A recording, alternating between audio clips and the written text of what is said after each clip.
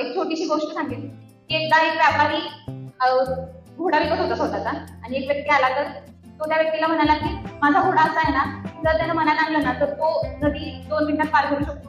परत दुसऱ्या वेळेस तो म्हणाला की माझा घोडा असा आहे की जर त्यानं मनात आणला तर तो 2 मिनिटात डोंगर पण सर करू शकतो. आणि परत तिसऱ्या व्यक्तीला पण सेम असंच म्हणतो की जर त्यानं मनात आणलं ना तर तो 1 किलोमीटरची रेस 1 मिनिटात पार करू शकतो. मग तो व्यक्ती घोडा घेतो आणि घरी जातो.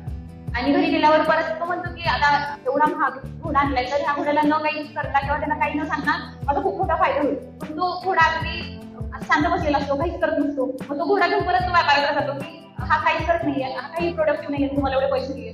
तर तो व्यापारी म्हणतो की कसं काय, असं शक्य नाही, तो त्यानं मनात आणलं तर तो काहीही करू शकतो.